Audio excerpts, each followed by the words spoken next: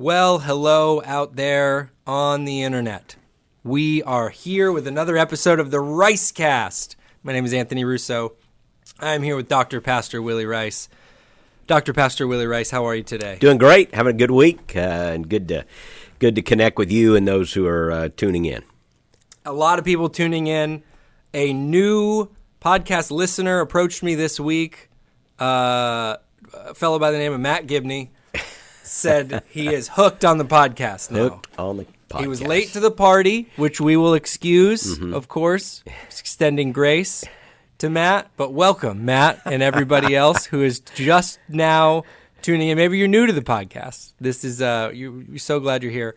Seriously, though, so many listeners reach out to me. That's great, and we love for you to recommend it to others and share it with others, as you often say, so that people can know about it. And it's just a great way to kind of follow up. There are so many things we don't get to talk about just during the worship service, and this often gives us a chance to follow up on some things, to look ahead, talk about what's happening in the church, the world, football, all those kinds of things. You get all kinds of inside information here, so it's always a great opportunity. Glad you're tuning in and share it. Some of it we know a lot about. Some of it we know very little about. But it doesn't stop us from having strong opinions about things. We still tell you what we think. And speaking of not exactly football, but it is playoff season for our Tampa Bay Lightning. Yep. Anthony, you kind of keep me in the loop on the hockey. I'm not as much into the hockey, but the Lightning are, I think, two games up? 2-0. So we're the defending champions. That's right. And so we like winning championships here in Tampa Bay. That's what we do. That's what we do. We're known for it. You're Tampa Bay now. We're known for it. And it's like one of those deals where somebody's got to blink. And the Rays went to the World Series, Bucks won the Super Bowl, Lightning won the Stanley Cup. And now here we go again. Stanley Cup playoff is here, and they're up 2-0. Let's keep it rolling. That's what I say. Keep it moving.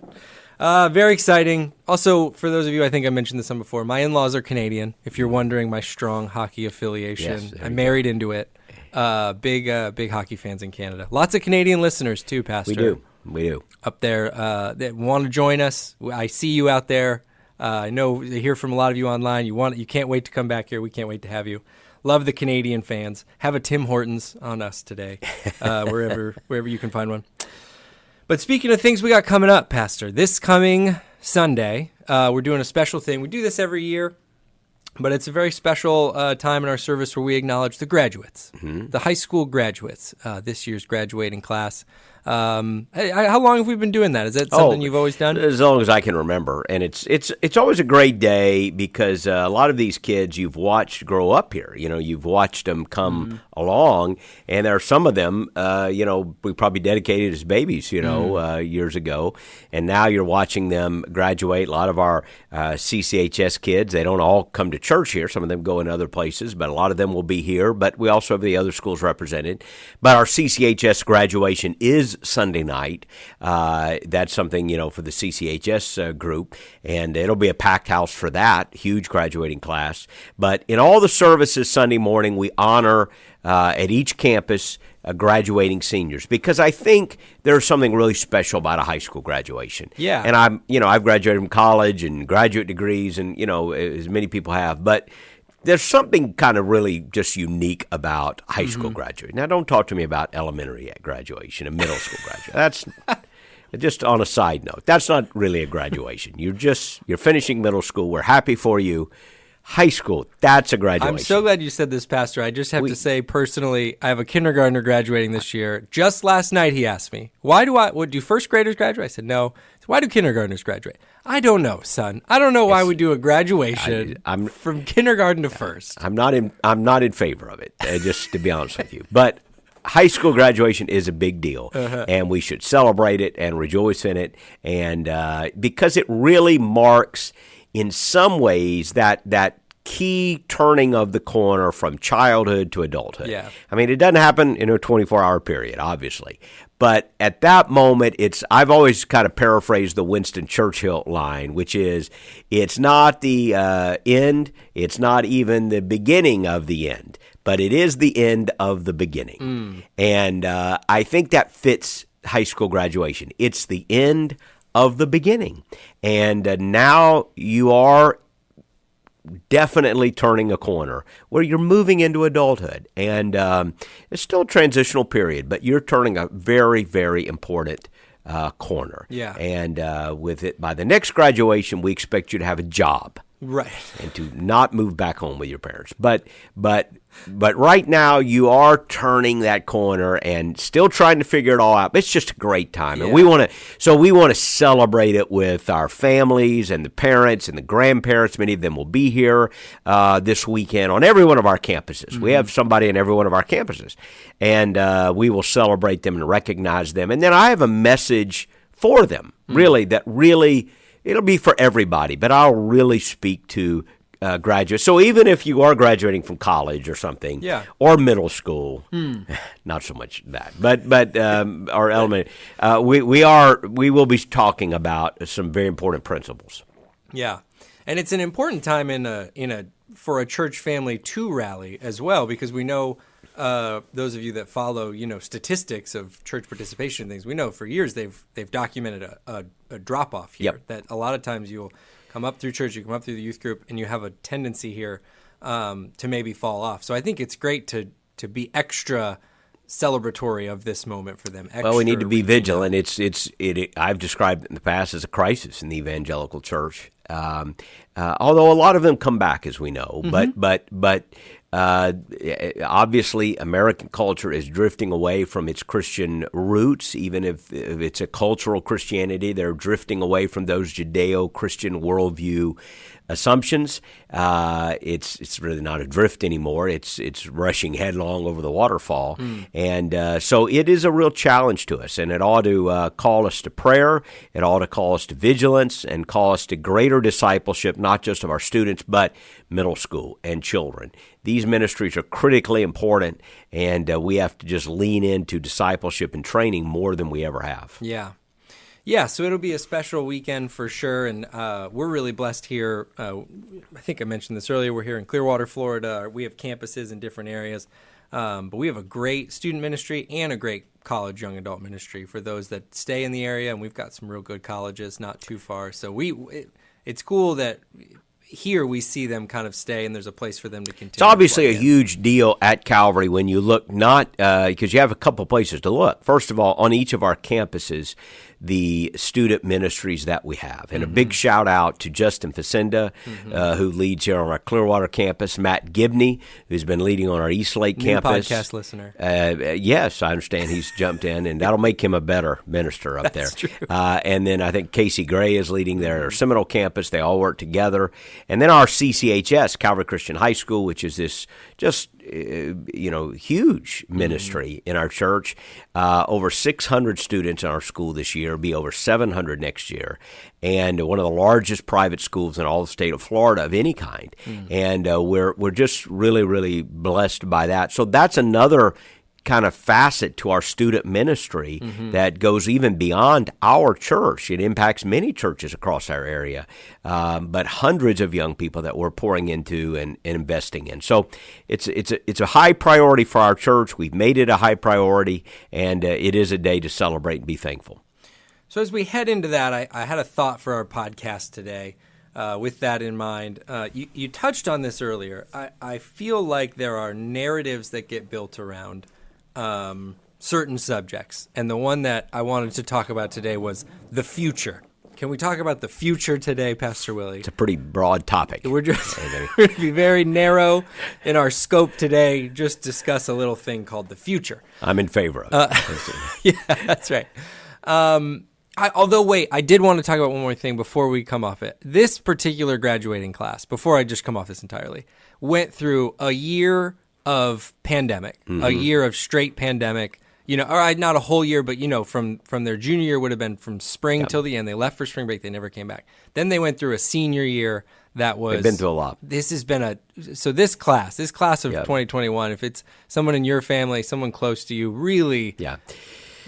They've been through a lot, Yeah. and thank God we're at this point where things really do seem now to be picking up and hastening as we move in a post-COVID era. COVID's still reality, but the numbers are very healthy, and we all know what's happening in the trends, and so we're grateful for that. But this class, it has really been impacted. I mean, they missed, as you said, the end of last year. Then this year has been different than any school year, with mask and constant testing and protocols and all of that. It's been a challenge. It's the kind of thing that you never know when you're going through something that is so historic that you'll be talking about it, decades from now. Yeah. But occasionally, hey, this is something that 30 years from now, or when I'm an old person, I'm going to look back and I'm going to remember this moment. I'm quite certain this has been a moment, this pandemic, that these young people 30, 50 years from now will be telling their grandchildren about what it was like to go to school in the midst of a pandemic. It will be that memorable. I'm quite confident of that. And they have absorbed the brunt of it. We've had, a mostly normal school year here in Florida where we've been able to go to school, both public school and here at Calvary Christian High School. We've been able to have our sports years, but it still has been temperature checks, wear your mask, do this, don't do that. And we've had to do things differently all year long. We will always remember this year. And I think it's maybe also good to put that context in this conversation because I think we're all thinking about the future. We've all pandemic thought about what's going to come back, what's going to be different. And sometimes the narrative gets built. I've heard it a little bit maybe more resoundingly in evangelical circles that it's just getting worse and it's just going to get worse and worse. And we know that our hope is in the future. We know that. We know that our hope is in the restoration that is to come. And it is rightly placed in those ways. But sometimes I think about that narrative that sometimes gets us spinning. And I think about these high school seniors, and I think you're 18 years old. You're out there starting out in this world, really, like we were just talking about, making that big turn. So I just kind of wanted to ask you, as maybe you think about those kids. I was thinking about you, and like you've got grandkids, and they're coming up into this world. Yep. So really, but the two questions I wanted to start with were, what is it about? We'll hone it in for the high school seniors going out. What is it about the world they're being sent into that is most concerning to you? And then what is it about the world they're being sent into that gives you the most hope? Would be my two questions. Yeah, it's a great way of asking it. I think, and I'm hesitant which one to dive into first. You care which one you want me to go first? Let's do the concern first, like so we end on the hope. Good news, bad news. Okay, yeah. The concerning. I am concerned because, again, it's difficult to chart historical trends when you're living in the middle of them. Mm-hmm.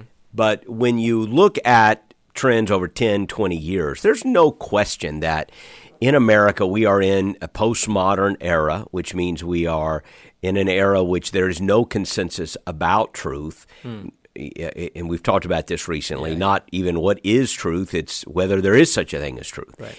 And we are, as a culture in Western civilization, moving away. It's now almost in the rearview mirror and growing ever distant, a time when, as a culture, there was a uniting Judeo-Christian worldview. And so we are going into a culture in which, we are not sure about some of the most basic concepts of truth. And we could talk about some of the hot button issues about gender identity and all those kinds of things would have been people if people 30 years ago were suddenly transported in time and heard some of the conversations that we are having. They would not have known how to process it. That some of the things now that we are arguing about. Yeah. I saw the other day some congressperson referred to women as birthing persons. Oh, I did see that. Birthing persons. Such language is it's beyond nonsensical. It borders on the delusional. And I'm not trying to be mean there. I mean, truly, the most basic concepts of reality are now up for grabs. And when I think about our kids going out into that world, the guardrails that are on the highest and sharpest cliffs have been removed. In this most recent sermon series, when we were talking about the nature of truth, and we had a message there about identity, the idea that you've got to discover who you are actually is one of the most horrifying things I think you could ever tell a child. It may sound romantic and poetic, find yourself, but it's absolutely horrifying. And I saw a Tim Keller quote recently that I think is true. It's actually a very narrow Western mindset that anyone would talk about that. Yeah. Yes, I understand this idea of introspection and, looking in and seeing what's in your heart, but what it has resulted in is more kids who are lonely, more kids who are mentally ill, more kids who are violent, more kids who are suicidal. We need to know who we are. We need generations to tell us who we are, to tell us what truth is. Imagine handing someone the keys to a car and saying, well, just go out there and discover the rules. When you go out there on US 19, at 4:30 in the afternoon in rush hour traffic, what are the rules? Yeah. There are no rules. Just get in there and figure it out. Right. Well, you might as well go, make arrangements for a funeral, because you're setting them up for crises. And we have so many kids who have come up in a world in which the basic idea of truth itself has been torpedoed, imploded. And I think that is going to have some very dire consequences for our culture in the next few years. It's going to be very, very challenging, and particularly for those young people who want to be followers of Jesus Christ. It is no longer going to be enough just that you brought them to church and you hope they liked church well enough. To be a Christian, to be a follower of Christ, is going to be to swim upstream. It's going to be to make a choice to be in the minority, and perhaps in a minority that costs you something. And I'm not talking about being a jerk. I'm not talking about being antisocial or being unnecessarily weird or socially awkward. Those are other issues. I'm just talking about if I have these principles about sexuality, about marriage, about truth, about absolute values, about how I treat other people, about right and wrong, I will be in a minority. And I guess what concerns me is, have we trained our children well enough? When it starts costing you a dream job, when it starts costing you an appointment, when it starts costing you in the pocketbook, when it starts costing you a promotion, when it starts costing you can't work at that firm, you can't do certain things, it will become more necessary in the coming years to be intentional and deliberate and committed to be a follower of Jesus Christ. The culture is not going to help you at all. And that's what concerns me. And frankly, when I look at what we're doing as Christians and as the church, and we think about what we're doing in our children's ministry and our student ministry, I guess, we begin to, and as parents, that's where it starts. Oh, yeah. Have we done enough to teach our children why we follow Christ and why they should follow Christ, and that this is worth it if it costs you everything? Because other people who have chosen to follow Christ, it's cost them everything. I'm reading a book right now, Live Not by Lies, by the conservative writer Rod Dreher, and I recommend it, but it's a sobering book.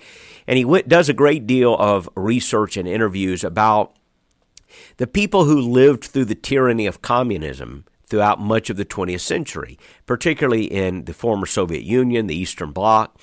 And there's story after story there of the price that was paid by Christian families, how they were ostracized, how they didn't get the good jobs. They made great sacrifices. Some of them went to prison. These interviews are incredible. And then you look at our own culture and you see the growing tide of young people who seem to have an affinity with socialism and communism. And the thesis of the book is we are ripe in the West for the same things that happened more than 100 years ago in the East. And if we're not careful, some of the same totalitarian, tyrannical systems could be in place if we're not careful. That concerns me. Yeah. And listen, I don't think as Christians we should live in fear. I just think it concerns me. Have we prepared? We have to prepare and be ready and be people of conviction. I enjoyed going to church because I had a pizza blast and they took us to Disney World. That day's gone. Yeah. Now it is, as you have young children, will they understand why it is worth it to follow Jesus even if it costs them everything? So I didn't mean to go that heavy. No. But you asked me what concerns me. Yeah. That's what concerns me. And I think it's good. One thing you brought up that I don't think I've quite thought of it through this lens, but is when you do have young kids, it's a commonly held thing still today of like they need boundaries, they need a routine. Most people would say little ones, infants, toddlers, kind of things. That's what makes a kid thrive. And it just seems like earlier and earlier, these are the things we're pulling out is boundaries and routines. Even the most basic boundaries of life. This is who you are. Yeah. Let's just take the issue of gender, that you're a male or a female. Now we have an entire group of thought that you should tell a 10-year-old or an 8-year-old, be whatever you want to be. An 8-year-old. Well, an 8-year-old may think they're a mermaid. Right? Every 8-year-old girl has wanted to be a mermaid at some point. But you still tell them to get out of the bathtub after a while. Yeah. You say, well, I'm a mermaid. Well, the mermaid is getting out of the bathtub and putting on pajamas with legs in them because you're not a mermaid. Right. It's fine to play, but you know. Yeah. And if they think they are, it doesn't matter. But imagine telling an 8-year-old child, just pull a number out of it, you can be whatever you want to be. That's the most frightening, horrifying thing I think you could tell a child. The most comforting thing is, let me tell you who you are. Let me tell you who you are. Yeah. Let me tell you where you come from. Let me tell you why you're here. And this is where faith in Christ gives us these answers. Let me tell you why you're here. Let me tell you where you come from. Let me tell you about your family. Let me tell you about your grandparents. Let me tell you about who you are. Let me tell you about what it means to be a man, what it means to be a woman, what it means to be a Russo, right? We're Italian. You're Italian, right? It means we do this. And this is not child abuse. It's the opposite of child abuse, to love a child and to help them understand. And so to think that we are putting some of these, we've ripped out these boundaries, these basic understandings of reality in the lives of children, and then think that they're going to be able to process that. It's madness. It's child abuse. It's criminal behavior, frankly, and it's not compassion. It's the opposite of compassion. So this is the great concern, that we are growing. We are sending them into a culture where the most basic concepts of reality are questioned, and frankly, even the most basic concepts. If I just were talking about the national scene of what kind of government, what kind of country we want to live in. Those things are being challenged and questioned. And that to me means this is going to be a challenging world. But I don't think that means we should be weeping and hiding under the table. We should rise up and meet the challenge of this moment. Every Christian parent must rise up and meet the challenge of this moment and say, what must I do to train my children, to invest in my children, to teach my children? We must, as a church, and we are, grappling with these questions. What does children's ministry look like? What does student ministry look like? We must prepare them for the challenges that we face. And if we do, we can be joyful, happy, spirit-filled followers of Christ in challenging seasons. But we must be prepared. Yeah.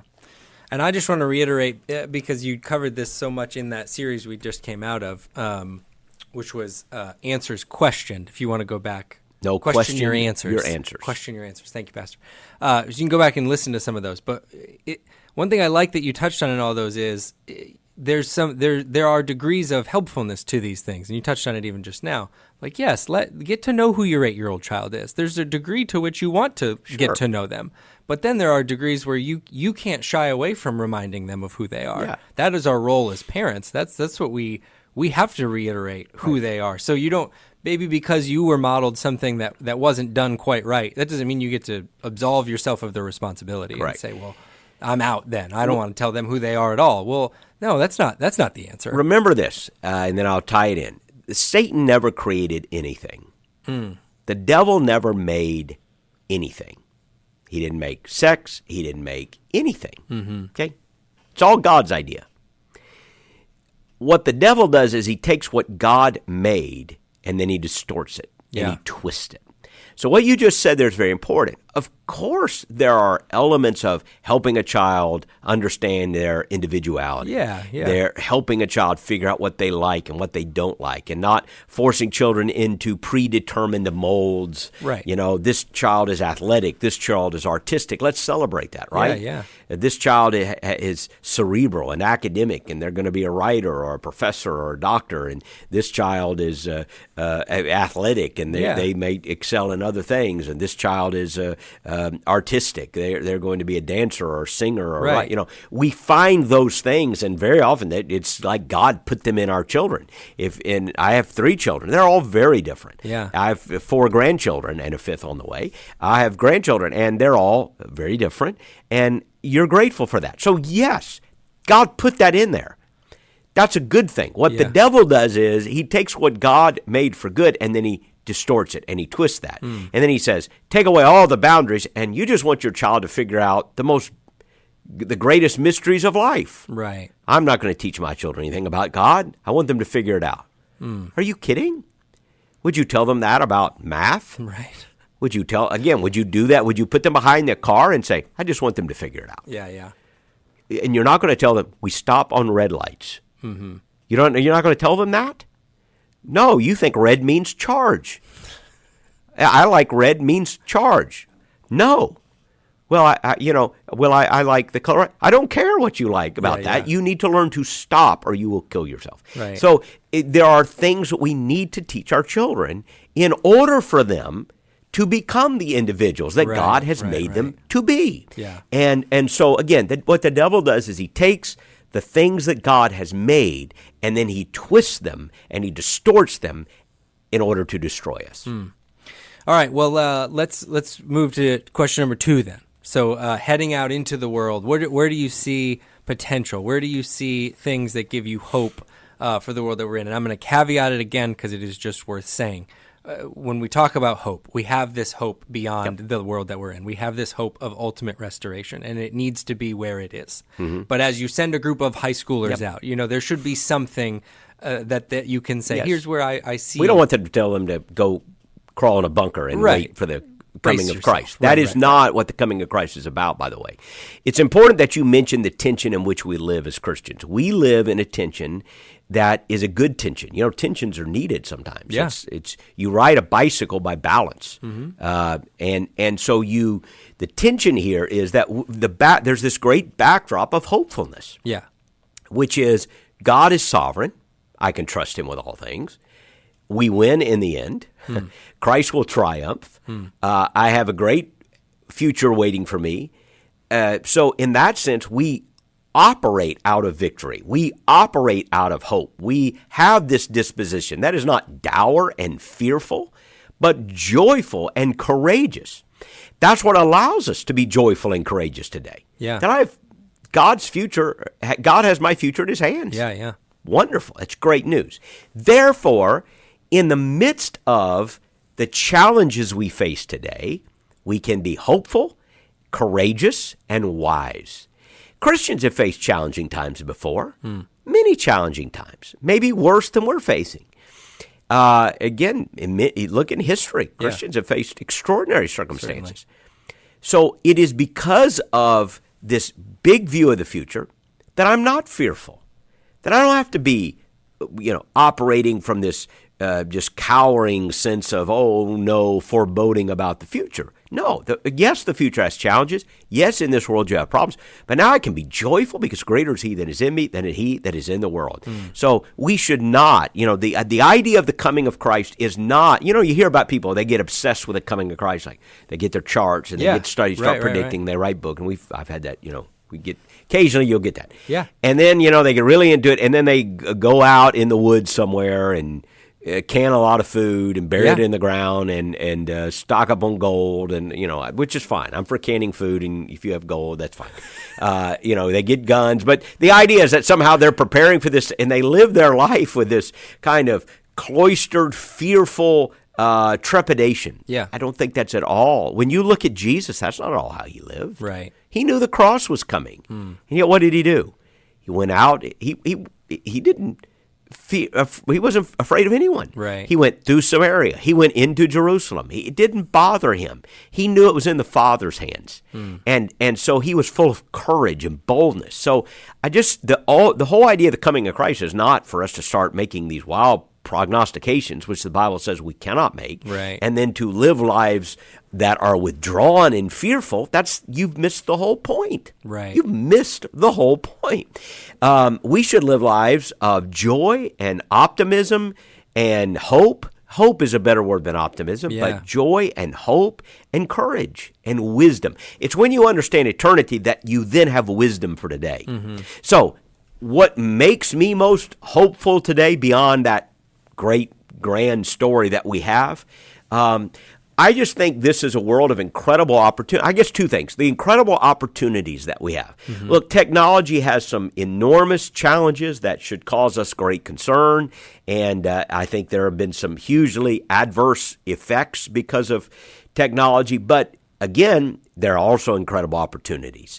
When you think about the mission that God has given us, the Great Commission, to make the message of Christ known around the globe, has there ever been a generation ever living that could honestly say, we can see how it could be done in our lifetime? Yeah. Now, we could always trust that God says it will be done. Right. But literally, we have the transportation.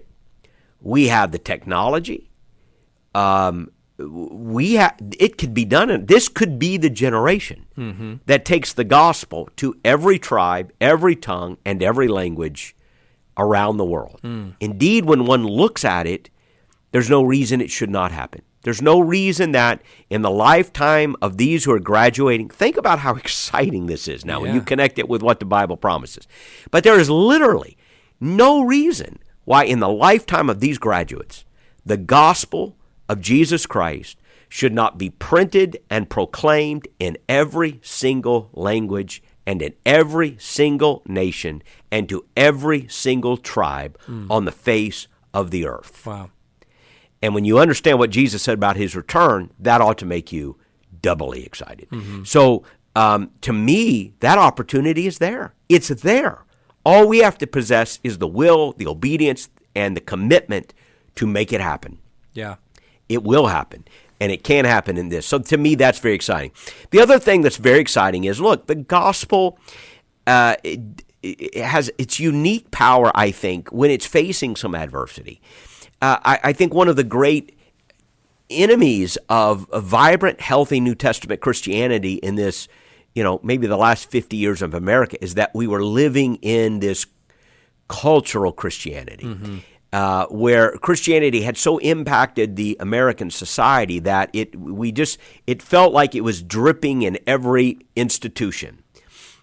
Well, we've been divorced of that illusion. Right. It was there. I'm not saying it was all an illusion, but it is an illusion to think, okay, because they prayed in Jesus' name before the football game, that my town has been evangelized. Right. It was an illusion that because I got to pray at the public school, wow, that's what Christianity is. Yeah.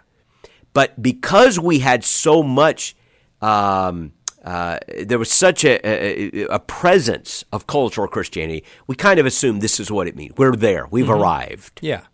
Well, now we know we haven't. It's all gone. Right. It's all gone. And while we should lament some of what has been lost, there are things that should be lamented. Yeah. There is also this enormous opportunity to say, you know what? that was never completely what biblical Christianity was. Right. I mean, it was, there were parts of it, yes, but we now get the opportunity to demonstrate what being a follower of Jesus really looks like, because now it's going to cost you. And so if it's not real and it's not authentic, it's probably not even going to show up in your life. Yeah. So I think that's a great opportunity. It may mean out of 100 graduates that even come to our churches, that many of them will fall away. I hate to even guess at a percentage. It may mean that for some of them, all they ever saw was a cultural Christianity. It's all they've got. And that's a very sad and tragic thing. But it may mean for the 10 or 15% that grab it and understand it, it may mean that we have a generation rising that are going to be more radically, robustly, biblically committed to the cause of Christ than we have ever seen before in our lives. And God does not need a majority. He has never needed a majority. God's not looking down going, what if I just had a few more votes, man, we could get this thing going. Right. God is looking for those who are wholly committed to Him. And I see among some of these young people, I see it in our schools, some of our students here, some of these college students, there is this joyful, all-in exuberance. We're seeing God calling them to missions. We've got several in our pipeline who are going to be missionaries. We've got several calling in a ministry. And they are all in with the gospel. And that's exciting to me. So I'm excited about that and what that could mean in our culture and will mean for the kingdom of God around the world. Yeah. Wow. Yeah, that's so good. So many things came to mind as you were saying that. You know, Paul Colton's he serves on our team here, and he was talking not too long ago about unreached people groups, which is a big thing for us here. We talk about a lot, especially overseas. And he was saying, I'm going to paraphrase him, but something about they're unreached for a variety of reasons. Sometimes they're just very hard to get to. And not too long ago, we sent a group of people, before COVID and stuff, to like Nepal, and they have to fly all the way out there. They got to drive further than that. They got to hike beyond that. And just as you were talking, I was thinking of it through that lens, though, but that's possible now. But 50 years ago, that wouldn't even have been, even if you were really wanting to, you might have never been able to get there. It would have certainly been very difficult 50 years ago. And now, I mean, there are places where it's still difficult to go, but obviously because of many, many things, including technology, transportation, as well as the resources God has blessed us with, it's possible. Yeah. It can happen. Yeah. And it's so easy to get wrapped up in negatives, but I think you have been there, but correct me if I'm wrong on that, to the Bible Museum, isn't that? Mm-hmm. And they have that room where the Bible is being translated and it's got the different colors. So this is even an undertaking that's underway. It might not be something but they are interpreting the Bible in languages you've never heard of. I promise you've never heard of these languages. But it's an incredible undertaking, and you're exactly right. There's no reason not to believe that could happen. That it is going forth. And listen, while we in the West, again, it's like a fish in water. You can't ask a fish to describe water. That's all he knows. Right.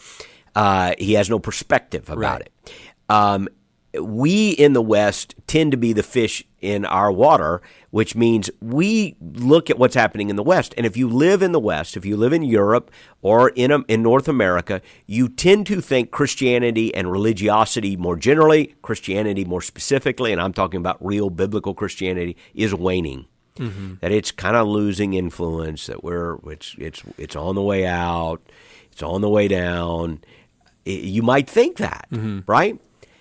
That is not the case at all if you were to step outside this fish aquarium and look at what's happening around the world. Right. In reality, the gospel of Jesus Christ is exploding with growth in Latin America, in Africa, and in parts of Asia, and even making extraordinary inroads in places like communist China and other places. This is where it is exploding with growth. Mm-hmm. I mean, at rates unprecedented since the book of Acts. And it's growing. In fact, the world is becoming more religious, not less religious. Yeah. People don't get that. But the world's becoming more religious, not less religious. It's becoming more Christian, not less Christian. It's just not happening in our culture. It's not happening in the West and in Europe. So because we are so, Eurocentric in our thinking, we tend to see very narrowly. But the good news is God is building his kingdom. God is building his church. And I think I've used this stat that I got from a mission book before. Some of you will remember this description, that, around 1900, the prototypical Christian, if you kind of synthesize them all and said, okay, what does it look like? Yeah. I think the number was like a 42-year-old British male. Right. That was your prototypical Christian, a 42-year-old British male. But now, if you were to take all the Christians in the world, a Christian, I think, as of now, is more likely to be a 22-year-old Nigerian woman. Right. Praise God for how he's building his kingdom. Yeah. Yes, I grieve over our culture, and that's the world in which we have to live. And we have apostate churches. We have a lot of things that we have to deal with in the West. But God is not weak. God is not failing. The kingdom of God is advancing at a great rate, and it will prevail. God's building his church. So is there reason to be excited? Absolutely. Are we going to face unprecedented challenges? Absolutely. And that's exactly the world in which we live. But we should be hopeful, not fearful, and we should be joyful, not sorrowful as we look forward. And I'll say, too, just when you talk about the American church, because I was thinking this way you were saying it, and, everybody's got the statistics. You don't have to look far for them. I think I saw the other day, for the first time, less than 50% of Americans claim to be members of a church, or something to that effect.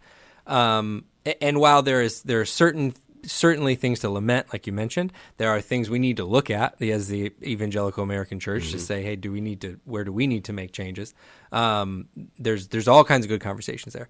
I think there has to be a sense of, like you said, pruning is a good word for it. Almost that story in the Bible you have of Gideon's army being weaned down to 300. There's this sense of this is a biblical narrative, that the broad, it just would be so easy if you just had all these people and resources. There's something in there that should fill us with hope, I think. Absolutely. God is working, and COVID was like gas on the fire in the trimming of, the pruning, if you will, of the American church, and it needed to be pruned. Anyone that does any gardening knows that sometimes trees need a lot of pruning. Yeah. And if they have a lot of dead wood on them, they don't become healthy. In fact, it can stop all the fruitfulness. So we have a lot of dead wood in American Christianity. What you're seeing evaporate in America, if you look at it. Now, there are a lot of ways to crunch these numbers. But actually, if you look at it, what you see imploding is cultural Christianity. What you see in terms of committed Christianity is not imploding. It's like if you look at three groups. Here's the people that just, they're anti-religious. They're irreligious or anti-religious, right? Whether they're angry or not, they're on the side of, I don't really believe there's a God, or certainly don't believe enough to go to church. Yeah. On the other side, people, this is the most important thing in my life. And then there's folks in the middle like, I kind of believe in God and church is not. And that's the group in play that there was a time in which it was much easier to be in the religious group. And now it's much easier to be in the irreligious group. Right. And so what's imploding is that middle group that formerly would tell you, yes, I go to church so much. I believe mostly in what they're saying. I believe in heaven and hell and Jesus is, they knew the right answers.